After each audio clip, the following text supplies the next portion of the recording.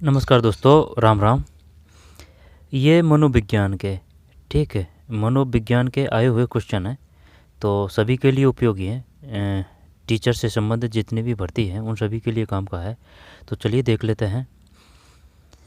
निम्नलिखित में से कौन सा तरीका क्या रहेगा? पहले खुद से करने की कोशिश करेंगे, हो जाता है तो ठीक है, नहीं होता है तो ठीक है। इसके बाद में ऑफिशियल आंसर की आंसर देखेंगे। ठीक भाई, तो चलिए शुरू करते हैं। निम्नलिखित में से कौन सा कथन अधिगम के संबंध में सही नहीं है?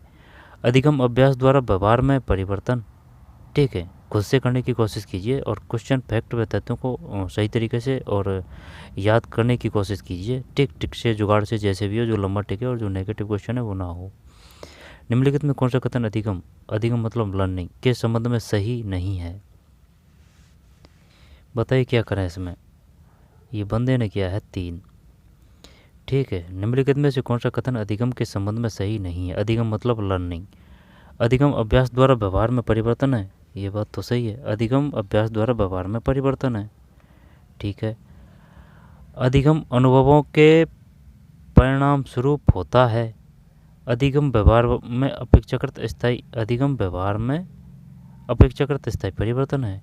अधिगम परिपक्वता के कारण व्यवहार में परिवर्तन है।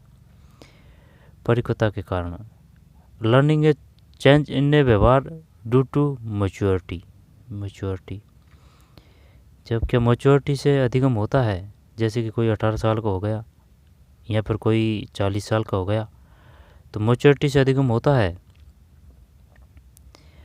अधिगम अभ्यास द्वारा व्यवहार में परिवर्तन है। अधिगम अनुभवों के परिणाम स्वरूप होता है। अधिगम अनुभवों के परिणाम स्वरूप learning occurs as a result of a experience.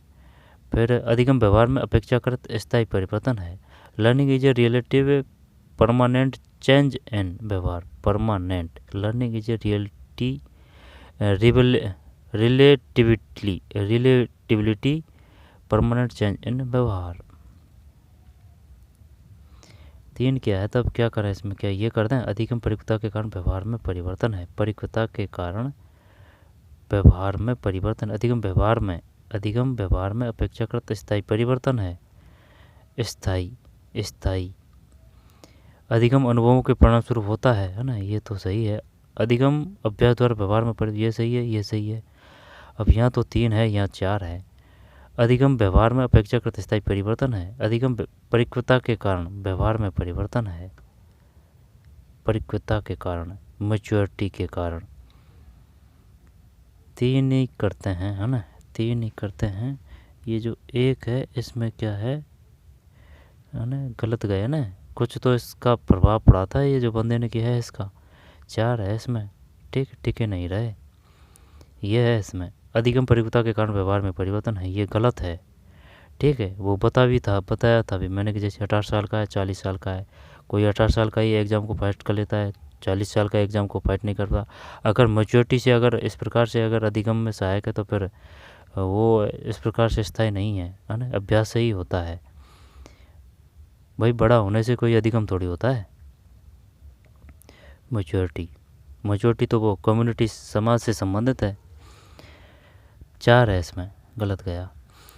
निम्नलिखित में से कौन सा कथन सीखने की विराम विधि के महत्व को इंगित नहीं करता है? कौन सा कथन सीखने की विराम विधि के महत्व को इंगित नहीं करता है?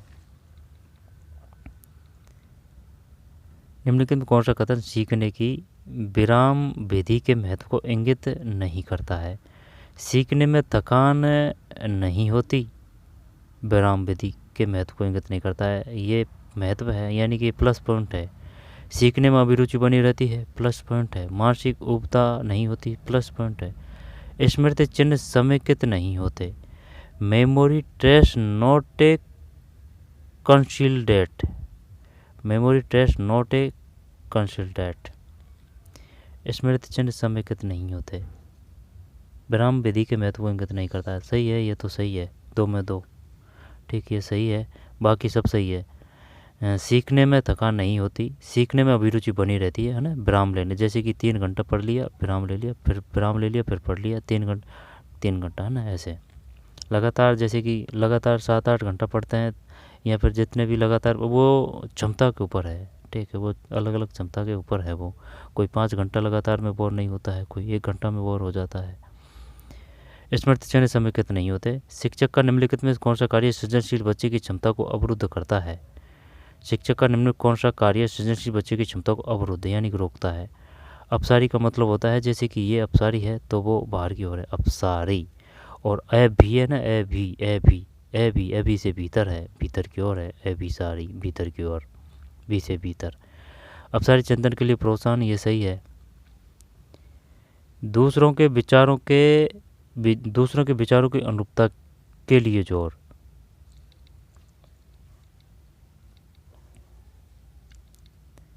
शिक्षक का निम्नलिखित में कौन सा कार्य सृजनशील बच्चे की क्षमता को अवरुद्ध करता है? अपसारी चिंतन के लिए प्रोत्साहन, ये तो सही है। दूसरों के विचारों की अनुरूपता के लिए जोर, है ना, यानी कि कॉपी की कह रहा है ये, तो ये तो गलत है वैसे भी। विचारों की अभिव्यक्ति की स्वतंत्रता, ये सही है। नव प्रवर्तन की, हाँ ये सही है। दो, ये दो है ना, कोई दिक्कत नहीं है, दो ही होना चाहिए इसमें, 3 में 2, ठीक है। अपसारी चिंतन के लिए प्रोत्साहन, अपसारी चिंतन के लिए अगर अभी देता ना तो फिर कर सकते थे। विचारों की अभिव्यक्ति की स्वतंत्रता, नव परिवर्तन के लिए प्रेरणा। चलिए भाई, 2 था इसमें। कॉपी ज़रूरी थोड़ी है दूसरों की करना। इंसिस्टेंस से conformity of the idea of other. फिर निम्नलिखित में कौन सा कथन अर्जित प्रेरकों की सही व्याख्या नहीं करता है? निम्नलिखित में से कौन सा कथन अर्जित प्रेरकों की सही व्याख्या नहीं करता है? बताइए भाई क्या करें। अर्जित प्रेरकों की सही व्याख्या नहीं करता है। वे जन्मजात नहीं होते, सही है, ठीक है। जो कुछ जैसे कि सीख रहे हैं, अब जैसे कि मनोविज्ञान में अगर आप चाहते हैं कि भाई जो 10 है या फिर 30 क्वेश्चन है तो उसमें आपके 20 क्वेश्चन हो जाए, तो ये अर्जित ही तो है। जैसे कि कोई आदत है तो वो अर्जित ही तो की जाती है। जन्म होता है तब कोई आदत थोड़ी होती है। कथन अर्जित प्रेरकों की संख्या सही व्याख्या नहीं है, तो वे जन्मजात नहीं होते, वे सार्विक होते हैं। वे जीवित रहने के लिए आवश्यक नहीं होते। अर्जित प्रेरकों की व्याख्या नहीं करता है। वे जीवित रहने के लिए आवश्यक नहीं होते। वे अधिगम को प्रभावित करते हैं। यह खेला होगा भाई, देख लेना अच्छी तरीके से। कौन सा अर्जित प्रेरकों की सही व्याख्या नहीं करता है? वे जन्मजात नहीं होते हैं, सही बात है, जन्मजात नहीं होते। वे सार्विक होते हैं। सार्विक का मतलब क्या है?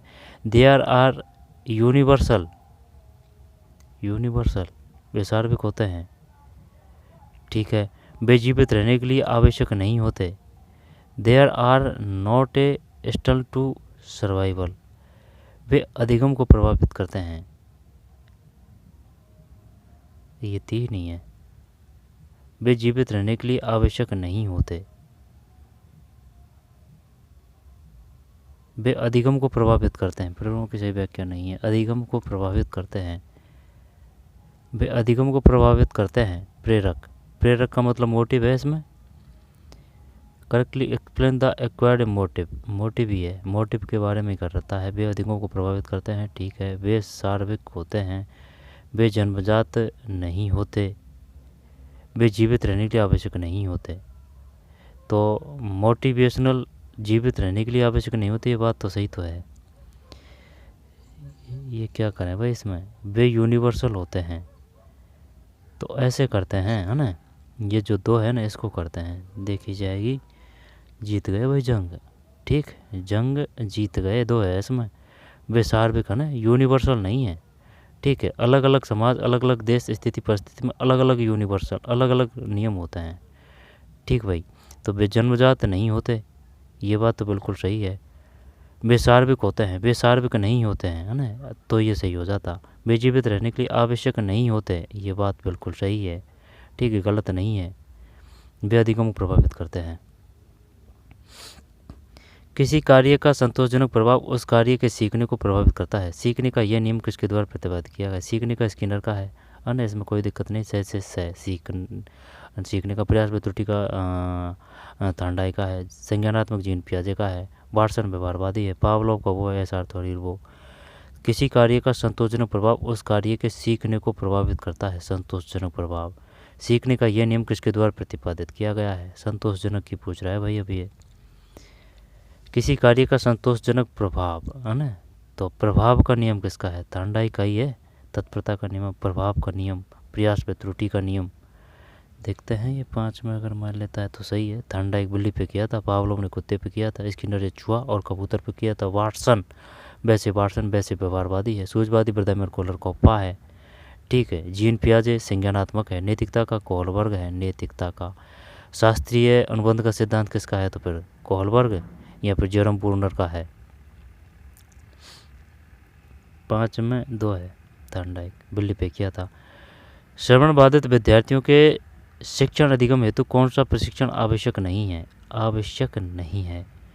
श्रवण बाधित है ना, सुनने बोलने का जो वो क्रम है ना, वो है SBPL, यानी कि सुनना, बोलना, पढ़ना और लिखना है, क्रम है ये। कौन सा प्रशिक्षण आवश्यक नहीं है?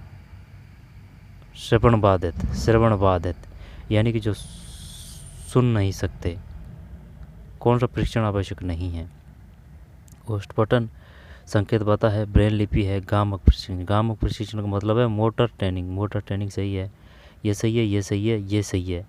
ओष्ठपटन, भाई ओष्ठपटन से क्या मतलब है? जब वो सुनता ही नहीं है तो फिर ठीक है, ओष्ठपटन से कोई लेना देना है नहीं है। तो फिर संकेत भाषा है एक, और एक ब्रेन लिपि है। बी और सी करते हैं, बी और सी। गामक प्रशिक्षण, मोटर ट्रेनिंग भी दी जाती है उनको, लेकिन इसमें 3 ऑप्शन है नहीं है। तो ब्रेन लिपि और संकेत भाषा, बी और सी, ये सबसे बेस्ट है। तो फिर ये जो 6 है इसमें 3 है, ये फंसा दिया ना, सी और डी है इसमें। ठीक है। श्रवण बाधित विद्यार्थियों को शिक्षण अधिगम हेतु कौन सा प्रशिक्षण आवश्यक नहीं है? आवश्यक नहीं है। आवश्यक नहीं का मतलब तो फिर यही हुआ, गामक प्रशिक्षण और ब्रेन लिपि तो वो अंधों के लिए दी जाती है ना। गलत गया। ओष्ठपटन है, संकेत भाषा है, जो सुन नहीं सकते। ठीक है, जो सुन नहीं सकते मतलब जो कम सुनते हैं ना, उनके ही बारे में है, या फिर सुनते हैं कम या फिर नहीं सुनते हैं। तो ओष्ठपटन है, संकेत भाषा है। ब्रेन लिपि अंधों के लिए है, जैसे कि वो अक्षर वगैरह लिखते हैं ना, जो उभरे हुए होते हैं, वो ब्रेन लिपि है। और ग्रामक प्रशिक्षण, तो ये दोनों नहीं दिए जाते। ठीक है। और ए भी दिए जाते हैं, ओष्ठपटन और संकेत भाषा। ब्रेन लिपि और गामक प्रशिक्षण नहीं दिए जाते। किसके लिए नहीं दिए जाते? श्रवण बाधित के लिए नहीं दी जाते। अच्छा क्वेश्चन था ये, नहीं ने कंफ्यूज कर दिया। 6 में 3, सी और डी। फिर एक बच्चा किसी पाठ को अपनी सुविधा अनुसार कई भागों में बांट कर सीखता है,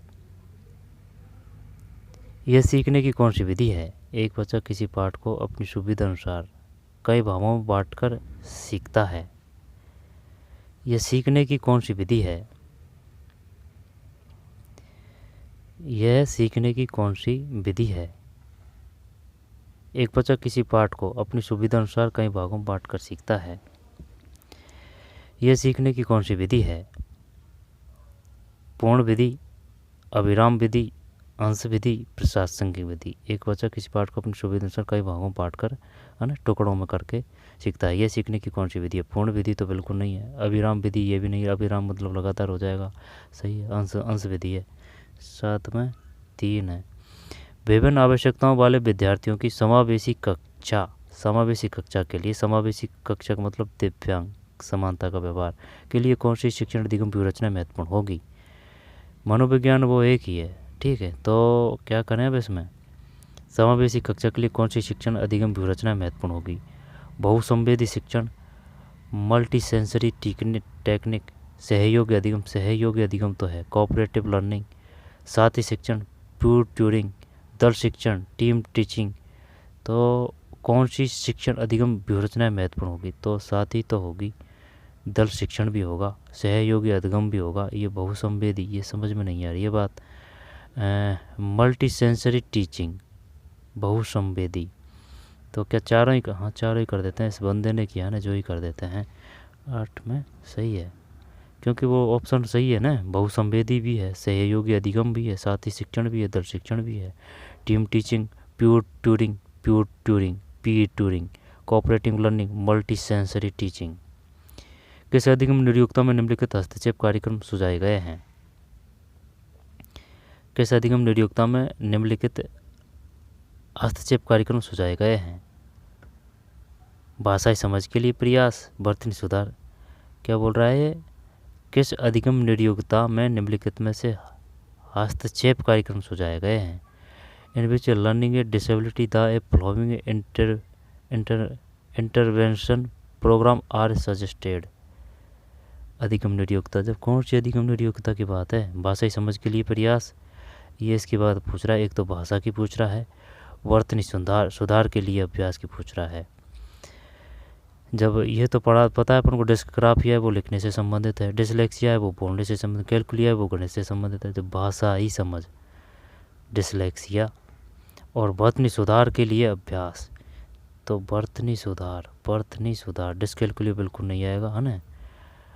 वर्तनी सुधार है ना, तो ये लिखने से है। ग्राफिया, डिसमेंशिया लिखने से संबंधित डिस्ग्राफिया है, ये वर्तनी सुधार की बात है। तो फिर 3 भाषाई समझ के लिए प्रयास और वर्तनी सुधार के लिए अभ्यास। जब एक करना है भाई, इसमें 2 नहीं कर सकते। तो भाषाई समझ, तो ये तो यही आएगा। तो फिर डिसलेक्सिया, भाषाई समझ दे दे, पढ़ना दे दे, बोलना दे दे। डिसलेस ये ऐसे कर रखा है ना, जैसे कि वो होती है ना, अलेक्सा गाना चला, है ना, गाना बजा, अलेक्सा उसको फ़ोन मिला, है ना, अलेक्सा डिसलेक्सिया। देखते हैं ये एक है क्या इसमें, यही होना चाहिए इसमें। तो कैलकुलेट करने से, ग्राफिया लिखने से संबंधित है, त्रुटि से डिसमेनेसिया ये पता नहीं है, नो, एक है डिसलेक्सिया।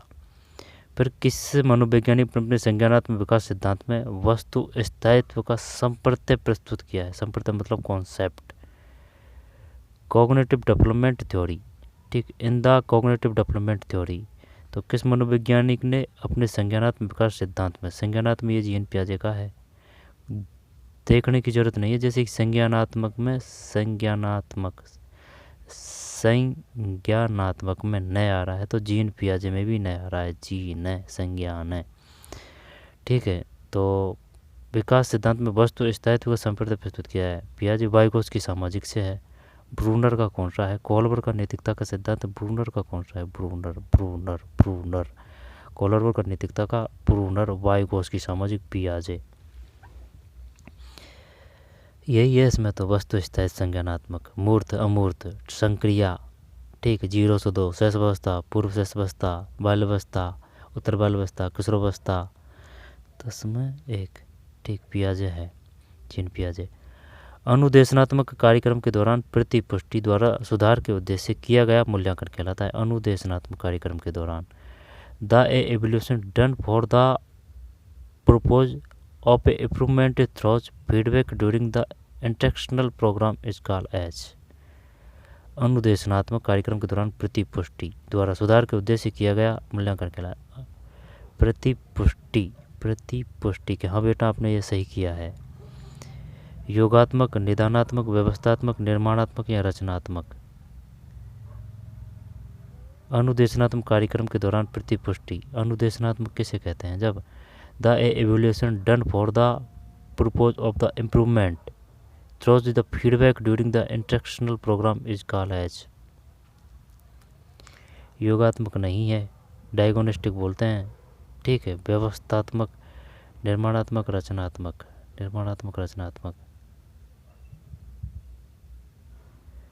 योगात्मक ये समेटिव होता है, समेटिव, डायग्नोस्टिक, सिस्टमैटिक।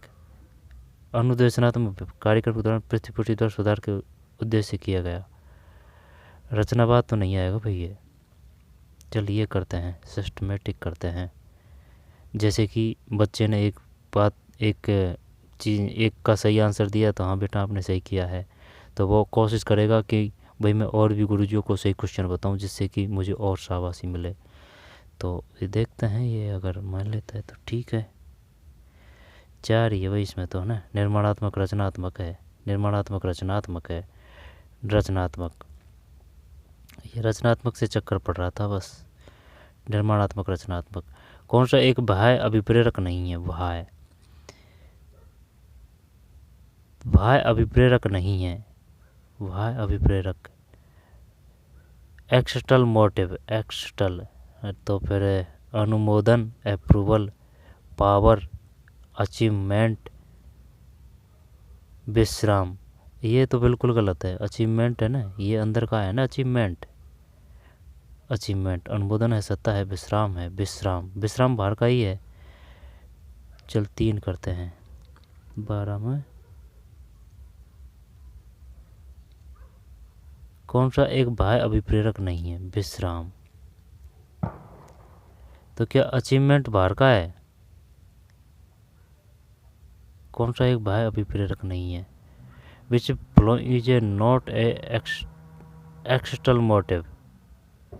अंदर का कौन सा नहीं है? जब अंदर का ही है सब, अनुमोदन, सत्ता और उपलब्धि। एक्सटर्निक कौन सा बाह्य अभिप्रेरक नहीं है? एक्सटर्निक्स मोटिव, विश्राम नहीं है। अच्छा, तो ये बाह्य अभिप्रेरक नहीं है। बाह्य एक्सटर्निक्स तो समझ में आ रही है बात, अंदर की बात, लेकिन ये बाह्य दिमाग खराब कर रहा है। विश्राम माना है भाई इसने।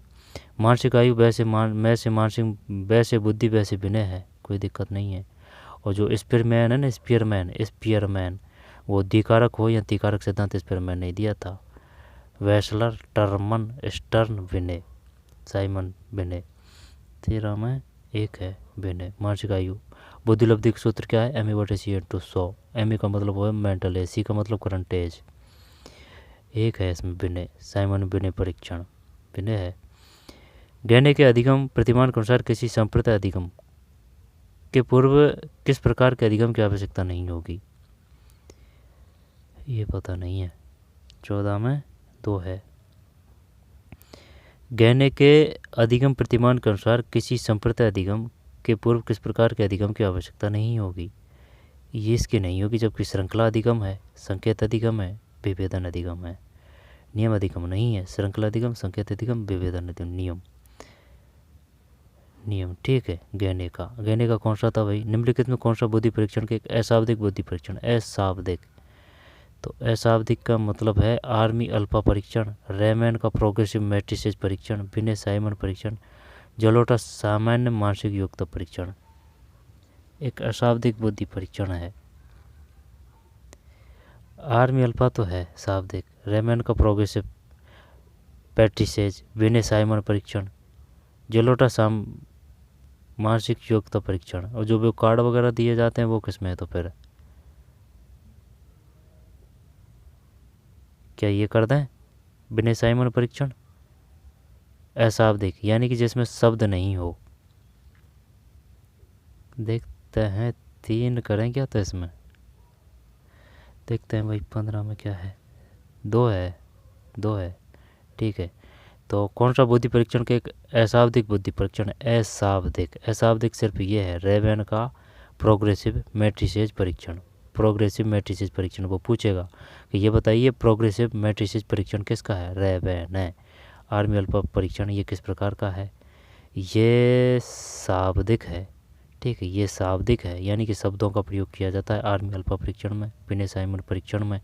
जलोटा सामान्य मानसिक योग्यता ये अपना है, जलोटा अपने देश से है, जलोटा विनय साइमन है ना, तो शाब्दिक और आर्मी अल्फा शाब्दिक। ये प्रोग्रेसिव मैट्रिसेस परीक्षण ये शाब्दिक नहीं है।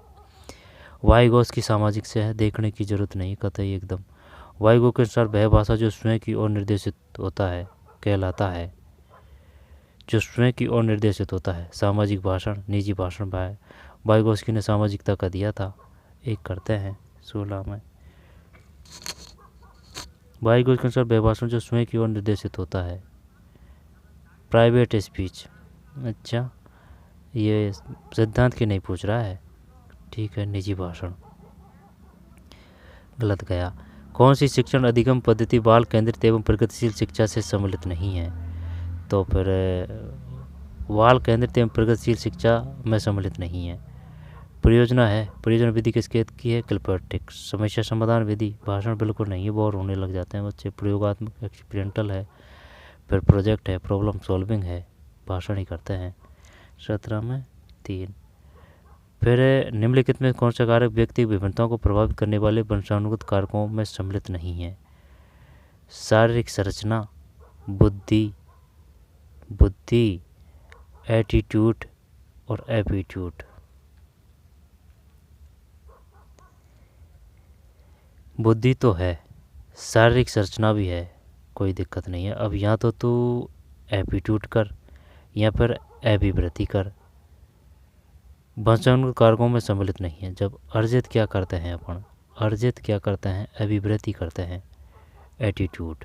ठीक, एटीट्यूड जैसे कि भाई कोई जॉब लग गया तो उसमें घमंड आ गया, तो वो अर्जित हो रही है ना, तो वो क्या है, ये अभिवृत्ति है, एटीट्यूड। देखते हैं 18 में 4 ही है, ठीक, 4 है अभिवृत्ति। जबकि शारीरिक संरचना, बुद्धि, अभिक्षमता तगड़ी होती है, एपी, है ना, ये सही दे रखा है इसने। वो जो EMRS में ओटा सोटा दे रखा था सिस्टम, ठीक। अभिक्षमता है ना, यानी कि जो एपी है ना, एपी ये तगड़ा होता है, ठीक है। अभिक्षमता के भाई कोई बंदे में कितनी क्षमता है दौड़ लगाने की या फिर पढ़ने की, तो वो अभिक्षमता है, ठीक है। तो अभिक्षमता अगर ज़्यादा होगी तो उसी के ही हिसाब से ये अभिवृत्ति का निर्माण होता है, यानी कि घमंड, ठीक है। घमंड एक शुद्ध रूप से भी होता है, ठीक है, वो एक विश्वास का ही एक अलग तरीके से रूप में आ जाता है। तो ये अभिवृत्ति है, तो ये इसका ही भाग है। जैसे कि ये बड़ी चीज़ है तो इसका ही एक छोटा सा भाग है ये अभिवृत्ति। तो ये तभी आएगी जब ये अभिक्षमता होगी, यानी कि क्षमता होगी, पावर होगी। थैंडाई के बिल्ली पर सीखने के प्रयोग में एक विशिष्ट व्यवहार सीखने के लिए किस प्रकार के अभिप्रेरक का उपयोग किया था? बाह्य अभिप्रेरक का, वातावरणीय अभिप्रेरक का, सामाजिक अभिप्रेरक का, जैविक अभिप्रेरक का। बाह्य किया था और कोई वही नहीं था, टुकड़ा वगैरह देख के बार बार में उसको वो करना है ना। 19 में, क्योंकि वो बटन को दाबते ही तुरंत खाना मिलेगा, तब वो बिल्ली ने सोचा कि भाई इस बटन को दाबते हैं, जब खाना मिलते हैं तो फिर वो फिर और कोशिश करती है, तो वो भाई तो हुआ 19 में। जैविक है तो ये भी सही है, तो फिर कोई दिक्कत नहीं है, ये ध्यान नहीं दिया अपन ने। जैविक मतलब बायोलॉजिकल मोटिव, ठीक, बायोलॉजिकल। भाई वो भूख लग रही है तो भूख तो वही तो है, बायोलॉजिकल। एक्सटर्नल मोटिव पे गए, पढ़ा नहीं पूरा सही, ठीक है, बायोलॉजिकल मोटिव। प्रतिभाशाली विद्यार्थियों के लिए निम्नलिखित में कौन सी शैक्षिक व्यवस्था की जानी चाहिए? अब ये बंदे के टिकों पे नहीं जाएंगे भाई, अपन करेंगे ढंग से। प्रतिभाशाली विद्यार्थियों को निम्नलिखित में कौन सी शैक्षिक व्यवस्था की जानी चाहिए? त्वरण, फिर उपचारात्मक शिक्षण। उपचारात्मक तो उनके करते हैं ना जिनको कोई समस्या है। वाचन अभ्यास ये बिल्कुल नहीं, भाग उपचार ये भी नहीं। त्वरण उपचारात्मक शिक्षण। प्रतिभाशाली विद्यार्थी को निम्नलिखित में कौन सी शैक्षिक व्यवस्था की जानी चाहिए? Speech, reading practice, remedial teaching. ये तो यही लग रहा है त्वरण, क्योंकि उनको और दीजिए और गति बढ़ाइए उनकी। 20 में एक सही है त्वरण। निम्न कौन सी उत्तम व्यवस्था के बच्चों की उपयुक्त सामाजिक व्यवहारिक विशेषता नहीं है? सामाजिक व्यवहारिक उत्तर बाल व्यवस्था की पूछ रहा है। निम्नलिखित में कौन सी उत्तर बाल व्यवस्था के बच्चों की उपयुक्त सामाजिक व्यवहारिक विशेषता नहीं है? तो उत्तर बाल व्यवस्था, जैसे कि ये बाल व्यवस्था है तो ये उतरती हुई है ना इससे पीछे पीछे की। सहयोग है, सहानुभूति है, अकेंद्रिता यानी कि इकोसेंट्रिज्म, परानुभूति, हाँ यही है, 4 ही करते हैं। 21 इस बंदे ने खूब किए हैं भाई क्वेश्चन, या फिर किसी ने कोई आंसर की जारी की है ये, या फिर बंदे कहीं है शायद। सहयोग, सहानुभूति, परानुभूति, अहंकेंद्रिता ये नहीं है, जबकि सहयोग है, सहानुभूति है, परानुभूति। कॉम्परेटेशन, संपैथी, एम्पैथी। सिंपैथी को बोलते हैं सहानुभूति, एम्पैथी को बोलते हैं परानुभूति। सिंपैथी यानी कि सहानुभूति, से सहानुभूति, से सिंपैथी, परानुभूति एम्पैथी है। निम्नलिखित में कौन सा निबंधात्मक प्रकार के प्रश्नों का एक रूप नहीं है? तो फिर आलोचनात्मक, विश्लेषणात्मक है, वर्णनात्मक है, प्रत्याभिज्ञानात्मक। ये नहीं होना चाहिए भाई। वो क्वेश्चन तो आते हैं जैसे कि भारत का इतिहास पर आप एक समालोचनात्मक वो लिखिए, तब उसमें पक्ष भी विपक्ष भी है ना, सही भी गलत भी, यानी कि आलोचना भी और यानी दोनों पक्षों से लिखना होता है। ये तो है, ये भी है, ये भी है। ये प्रतिविज्ञानी दिमाग से संबंधित होता है। चलो 22 करते हैं। 22 सही है, ठीक है। 22 में ये सही है। वर्णनात्मक है, विश्लेषणात्मक है, आलोचनात्मक है, और जो है ना संश्लेषण विधि, संश्लेषण वो सबसे बड़ी होती है, ठीक है। विश्लेषण देगा तो वो छोटी होती है। वर्णनात्मक है, विश्लेषणात्मक, आलोचनात्मक है। पावलोव बिल्ली पे किया था, पावलो ने बिल्ली ने कुत्ता पे किया था। पावलोव, पावलोव, ठीक है। पावलोव ने कुत्ता पे किया था, पावलोव। बिल्ली पे थर्नडाइक ने किया था। क्या अधिगम सिद्धांत का आधार स्किनर ने चूहा पे किया था, कबूतर पे किया था। सिद्धांत का आधार कैसे प्रकार का सीखना है, पावलोव। कि अधिगम सिद्धांत का आधार किस प्रकार का सीखना है, संप्रेतात्मक है, कॉन्सेप्चुअल, अनुबंधित है ना, CR theory, RS theory, conditional, वो है ना, क्या नाम है वो, कंडीशनल स्टुम्बलस, कंडीशनिंग स्टुम्बलस। तो अनुबंधित है ये। सूझपूर्ण तो वो है ब्रदाइमर कोलर कोपा, अनुकरणात्मक। तो अनुबंधित है, अनुबंधित, ठीक। वो अनुबंधित ऐसे ही तो है जो पावलोव, जैसे कि जो कुत्ता है तो इसको जैसे कि भोजन ले जाने से पहले वो घंटी बजाता है, तो फिर यही प्रोसेस होती रहती है। तो फिर जैसे कि 2-4 दिन बाद में देखता है कि भाई जैसे कि खाना अगर नहीं ले जा रहे हैं और आप घंटी बजा रहे हैं, तो भी जो कुत्ता है ना उसके लार आने लग जाते हैं। तो वो अनुबंधित यानी वो जुड़ाव भी तो है। जैसे कि जो बच्चे हैं तो रोज़ वो स्कूल जाते हैं, लेकिन जब जैसे कि शाम की टाइम यानी कि जब जब छुट्टी होने की का टाइम होने लगता है, तो उससे पहले ही वो वस्तुओं को जमाने लग जाते हैं, किताबों को जमाने लग जाते हैं। तो वो अनुबंधित तो है। 23 में 2 है अनुबंधित। समीपस्थ विकास का क्षेत्र, यह संप्रदाय किस मनोविज्ञान द्वारा प्रस्तुत किया, समीपस्थ। वाइगोत्स्की की तो समाजी है, जीन पियाजे संज्ञानात्मक है, कोहलर और सूझवादी है, एरिक्सन ने मनोसामाजिक सिद्धांत दिया था भाई। एरिक्सन का न मनोसामाजिक है, एरिक्सन का न तो मनोसामाजिक सिद्धांत एरिक्सन का है। कोहलर का नैतिकता का सिद्धांत है, पियाजे का जीन संज्ञानात्मक सिद्धांत है, जीन पियाजे। वाइगोत्स्की जैसे कि ये से आ रहा है ना, तो से वाइगोत्स्की है सामाजिक सिद्धांत। जो पाड़ दिया था ना, पाड़ है ना, वो वाइगोत्स्की नहीं दिया था, ठीक है। पाड़ या फिर इसके फोल्डिंग, कहाँ पे इसके फोल्डिंग होते हैं, कहाँ बेटा आप सही कर रहे हैं, बताइए। समीपस्थ विकास का क्षेत्र, संप्रदाय किस मनोविज्ञान द्वारा पे, अब ये पता नहीं है भाई। समीपस्थ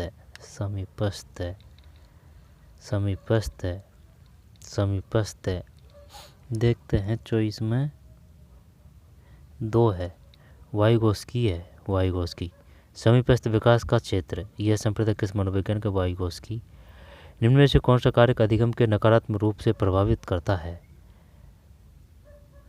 अधिगम को नकारात्मक रूप से अभ्यास नहीं करेगा, इच्छा शक्ति भी बिल्कुल नहीं करेगी, हाँ तो फिर थकान ही है, थकान प्रभावित करता है भाई।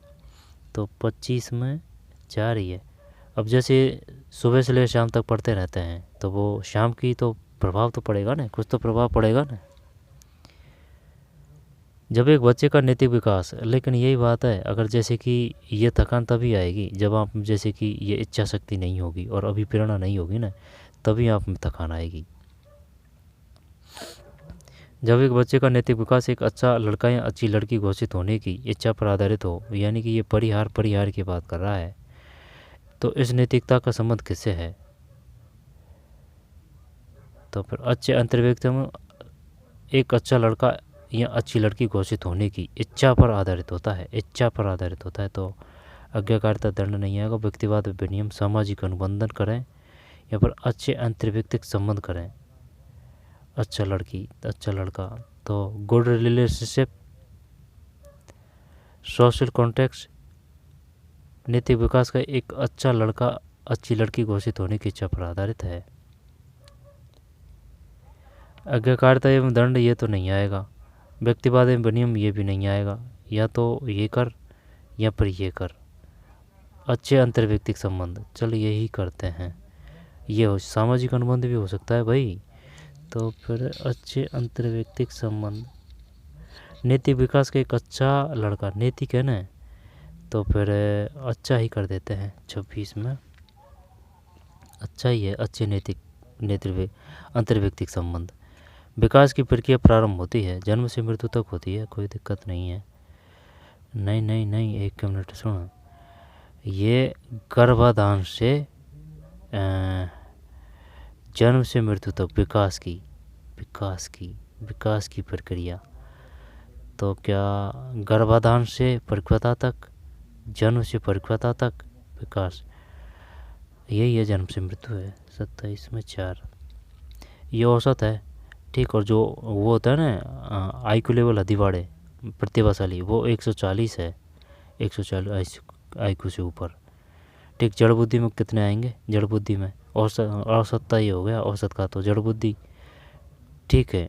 मंद बुद्धि, जड़ बुद्धि, मंद बुद्धि है ना, ये काफ़ी है। 90 से 110 बुद्धि लब्धि प्रसार किस बौद्धिक श्रेणी का प्रतिनिधित्व करता है? 90 से 110 बुद्धि लब्धि प्रसार किस बौद्धिक श्रेणी का प्रतिनिधित्व करता है? तो औसत है ये, ठीक है। 90% है जो औसत, 90% नहीं, जैसे कि मान लेते हैं 80%, 10% हाई वाले हैं, ठीक है, 90 हो गए, और 10% वो लो वाले हैं। 28 में 1 औसत। सामाजिकरण की प्रक्रिया में साथियों का प्रभाव उत्तर बाल अवस्था के किस नाम को संदर्भित नहीं करता है?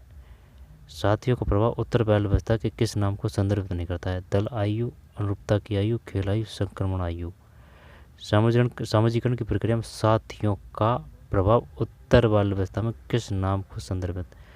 दल आयु तो है, गैंग एज है, अनुरूपता की आयु एज ऑफ कॉन्फॉर्मिटी भी है, खेल आयु प्ले एज भी है, ट्रांसलेशन एज ये कौन सी है? संक्रमण आयु, खेल आयु, उत्तर बाल्यावस्था, उत्तर बाल्यावस्था, दल आयु, अनुरूपता की आयु, खेल आयु।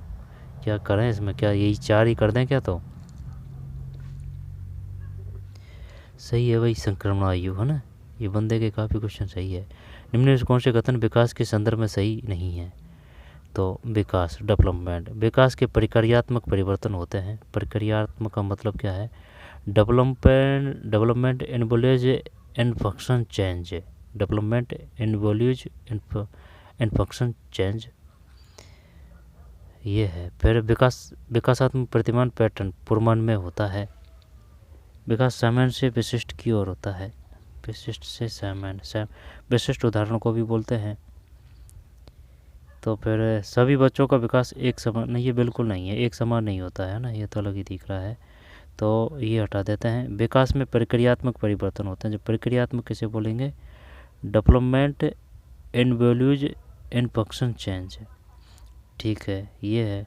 विकासात्मक प्रतिमान पैटर्न पूर्वान्वय में होता है, ठीक है। विकास सामान्य से विशिष्ट की ओर होता है, सामान्य, वो अगर दिमाग खराब करेगा तो ऐसे करेगा, विशिष्ट से सामान्य की ओर। और जो निगमनात्मक विधि है ना, वो नियम से उदाहरण की ओर है, नीचे नियम, नीचे निगमनात्मक। और जो आगमनात्मक विधि है ना, वो आ से आगमनात्मक, यानी उदाहरण से नियम की ओर चलेगी। उदाहरण को विशिष्ट भी बोलते हैं, ठीक है। तो विकास में प्रक्रियात्मक परिवर्तन होते हैं। विकासात्मक प्रतिमान पैटर्न पूर्वान्वय में होता है। विकास से सामान्य से विशिष्ट की ओर बढ़ता है। दोबारा से देखते हैं। विकास में प्रक्रियात्मक परिवर्तन होते हैं। विकासात्मक प्रतिमान पैटर्न पूर्वान्वय में होता है, पूर्वान्वय। विकास सामान्य से विशिष्ट की ओर बढ़ता है, ये है भाई इसमें 3। तो ये हो चुके हैं हिंदी के, और क्वेश्चन है कुछ, चल देख लेते हैं। साथ के साथ 15 ही क्वेश्चन है। किस शब्द में इत प्रत्यय कृदंत के रूप में प्रयुक्त हुआ है? इत प्रत्यय कृदंत के रूप में प्रयुक्त हुआ है। इत प्रत्यय कृदंत के रूप में प्रयुक्त हुआ है। पूजित, कलंकित, कुसुमित, फलित। इत प्रत्यय कृदंत के रूप में प्रयुक्त हुआ है। कृदंत का मतलब पूजित, कलंकित, कुसुमित, फलित। पता नहीं है भाई। 31 में 1 है। कृदंत प्रत्यय किसे कहते हैं? पूजित। इत प्रत्यय कृदंत के रूप में प्रयुक्त है, पूजित। फिर क्षमा, क्षम्या, शब्द युग्म का क्रम से सही अर्थ है। क्षमा तो फिर माफी है, इधर भी माफी है, तो फिर ये दोनों तो फिर नहीं है। और क्षमा, क्षमा, तलवार, क्षमा, तो फिर यही कर देते हैं, तलवार ही करते हैं। 32 गलत है भाई, पृथ्वी है। ठीक है, माफी और पृथ्वी है। क्षमा का है ना, इसका मतलब तो माफी है, और ये जो आधा क्षमा है ना, ये पृथ्वी है। माफी और पृथ्वी। तत्पुरुष समास का कौन सा युग्म असंगत है? कर्ता ने कर्म को कर्ण से द्वारा संप्रदान के लिए कर्तव्य अपादान से अलग होने कर्तव्य अधिकरण में पड़ी संबोधन नहीं आ रहे हो। संबोधन में का के किरारे भी आएगा। तत्पुरुष समास कौन सा युग्म असंगत है? आसातित, आसातित, आसातित, आसातित, तुलसीकृत, तुलसीकृत, तुलसी के द्वारा लिखी हुई। हाँ तो ये नहीं आएगा ना, तुलसीकृत, तुलसी द्वारा लिखी हुई, द्वारा। कर्ता ने कर्म को कर्ण से द्वारा, कर्ण से द्वारा आ जाएगा।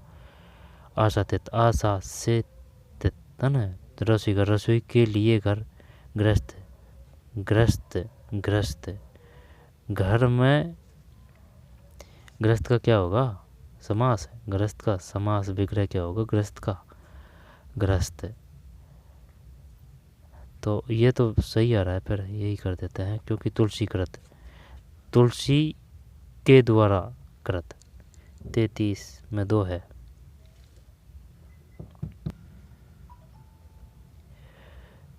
तत्पुरुष समास का कौन सा युग्म असंगत है ना? शानदार क्वेश्चन ये है। आंसर देख लेते हैं। 33 में 2 है। आसातित, आसातित कर्म तत्पुरुष है। रसोई घर है ना, रसोई के लिए है ना, संप्रदान है। कर्ता ने कर्म को कर्ण से द्वारा। आसातित है ना, आसातित कर्म तत्पुरुष। कर्ता ने कर्म को रसोई घर। गृहस्थ का समास विग्रह क्या है? अधिकरण में पर भी, संप्रदान के लिए। तुलसीकृत है ये, तुलसी के द्वारा। फिर मछली का पर्यायवाची नहीं है, मछली का पर्यायवाची नहीं है। मत्स्य है, सलकी है, छस मकड़ी, पता नहीं। 34 में 4 है, मकड़ी, ये नहीं है। जबकि 6 से सल की, मस में तो कोई दिक्कत नहीं है। सल की भी भाई मछली को बोलते हैं। सैले की, वह तो सिमिलरिटी भी है, जैसे कि मैं चैली सैले की, लेकिन ये जस है ना, ये तो कुछ दिख ही नहीं रहा है, जस। ठीक, तो मस, सलकी और जस, ये मकड़ी नहीं है, मकड़ी। अच्छा क्वेश्चन है। 35 कंपाउंडर बीमार को दवा पिलाता है। उक्त वाक्य में रेखांकित पद है। कंपाउंडर बीमार को दवा पिलाता है, दवा पिलाता है, तो फिर ये तो प्रेरणार्थक ही आएगी, है ना। हाँ प्रेरणार्थक ही है। 35 में प्रेरणार्थक है। फिर निम्न में कौन सा युग्म संगत नहीं है? बोल बोल के देख लीजिए भाई। ये और वह, ये और वह, ये नाक से थोड़ी आ रहे हैं, बिल्कुल नहीं आ रहे हैं। डे और डह, डे और डह उच्चित वर्ण। रे लुंठित वर्ण। ले ले ले ले ले, ये और वे नाक से तो बिल्कुल नहीं बोले जा रहे हैं ये। अब और तो फिर सही है। डे और डे उचित वर्ण है। डे और डे, डे डलिए वाला, जैसे कि टे ठे, फिर टे ठे, फिर डे, फिरने, है ना, डे ढेरने। डे और डे उचित वर्ण है। रे लुंठित वर्ण है। लुंठित वो है, पूछ चुका है क्वेश्चन। बताइए कौन से लुंठित वर्ण है, बताइए कौन से उचित वर्ण है, बताइए कौन से नासिक वर्ण है। ठीक है, ये तो नहीं है। तो फिर डे और डे उचित वर्ण है। रे लुंठित वर्ण है। ले पार्श्व वर्ण है। पार्श्व किसे कहते हैं? स्पर्श व्यंजन कौन से हैं? से है, से। ये रेलवे क्या है? अंतस्थ व्यंजन है। ये रेलवे अंतस्थ व्यंजन है। अंतस्थ, ये रेलवे, और उसमें व्यंजन है से है ना, से है।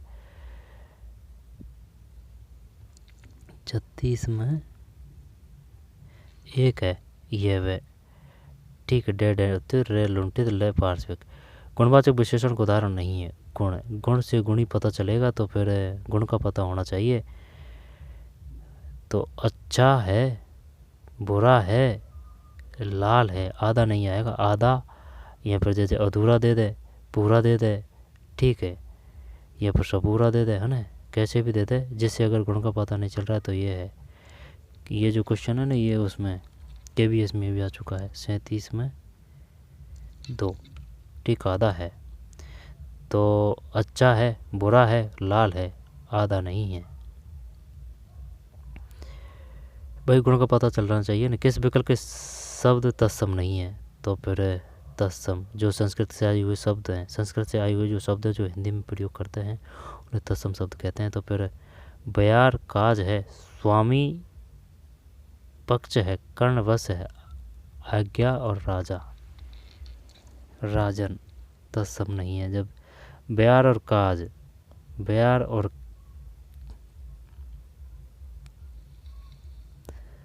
तत्सम नहीं है, ध्यान देना भाई। जैसे कि हवा है तो हवा को क्या बोलेंगे, बयार और काज, काज काज, आज्ञा आज्ञा, राजा स्वामी पक्ष, कर्णवश। तो फिर कर्णवश तो है, अब ये स्वामी तो बिल्कुल है ना, स्वामी पक्ष, स्वामी तो है ना, फिर पक्ष को छोड़ देते हैं, स्वामी पक्ष भी है, कर्णवश भी है। अब यहाँ तो बयार काज कर, काज तो तद्भव है। अब ये लेकिन ये है ना आज्ञा और राजा, आज्ञा और राजा और बयार, बयार बयार हवा को बोलते हैं। तो फिर बयार बयार बयार बयार, काज, एक करें या दो करें, एक करें क्या इसमें, देखते हैं। 38 38 एक ही है भाई, एक है, फंसा दिया इसने। बयार और काज है। अब इसमें ना ये आज्ञा और राजा, राजा राजा का राजन, राजन राजन तत्सम होगा, राजा तो सही है लेकिन ये आज्ञा वो है, राजा तो तद्भव है, आज्ञा तत्सम है, राजा है तद्भव, ठीक है। लेकिन आज्ञा तो तत्सम है, लेकिन ये जो बयार यानी कि हवा, काज यानी कार्य का क्या है, काज है, कार्य का काज है, और हवा का प्यार है, एक है। 38 के बाद में 39, दूसरे के काम में दखल करना, वाक्यांश के लिए उचित शब्द चुनिए। ये तो हस्तक्षेप है। अध्युड़ा, षोडशी, षोडशी 16 को बोलते हैं, उन्मूलन उखाड़ना होता है। 39 में 3 हस्तक्षेप है। फिर निम्नलिखित में कौन सा शब्द व्यंजन संधि का उदाहरण है, व्यंजन, व्यंजन का मतलब यह है या तो आधा अक्षर आएगा या फिर हलंत आएगा या फिर आधा अक्षर आएगा, है ना, व्यंजन संधि पहचान है ये। तो फिर बागीस व्यंजन संधि का उदाहरण है। विद्युत है, विद्युत है, कपीस, देवी इच्छा, वागीस। यानी कि जब आप संधि विच्छेद करें ना, जब या तो हलंत होना चाहिए या फिर आधा अक्षर आना चाहिए।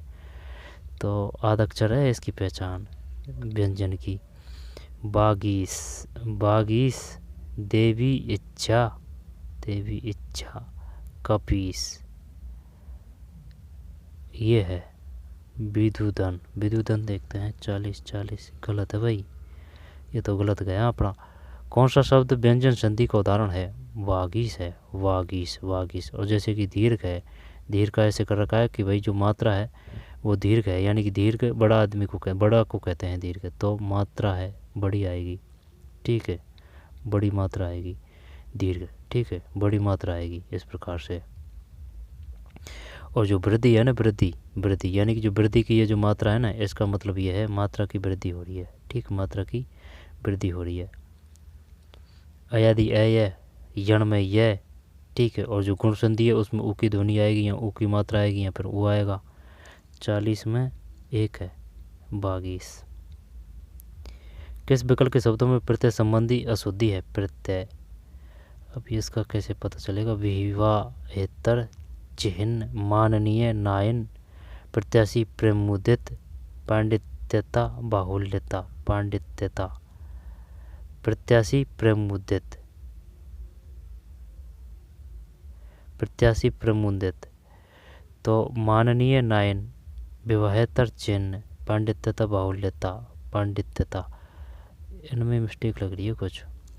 41 में गलत है ना, ये चिन्ह तो सही है, ये है ये विवाहेतर। विवाहेतर में ये जरूर आएगा विवाहेतर। ठीक, विवाहेतर। तो प्रत्यय संबंधी अशुद्धि है तो इनमें है अशुद्धि। विवाहेतर चिन्ह, चिन्ह तो सही है, विवाहेतर में गलती है। माननीय नयन सही है, प्रत्याशी प्रमुदित सही है। पांडित्यता शुद्ध रूप बताइए। पांडित्यता छोटी मात्रा आएगी, पांडित्यता। बाहुल्यता, पांडित्यता, बाहुल्यता। निम्न से कौन सा भेद पुरुषवाचक सर्वनाम का नहीं है? पुरुषवाचक तो फिर व्यक्तिवाचक ये तो संज्ञा आ गई ना, उत्तम पुरुष, मध्यम पुरुष, अन्य पुरुष। उत्तम पुरुष जैसे कि मैं, मध्यम पुरुष ये वो, अन्य पुरुष कोई और, अन्य कुछ ऐसे आएगा। 42 में एक है व्यक्तिवाचक, फिर ज़्यादा टफ नहीं है। किस विकल्प के विलोमार्थ युग्म संगत नहीं है?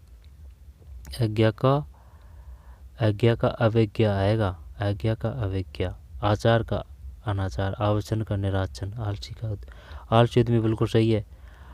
आचन का निराचन, आचार का अनाचार, आज्ञा का अविज्ञा, आज्ञा का अविज्ञा, आज्ञा का अनुज्ञा, आचार का आचार का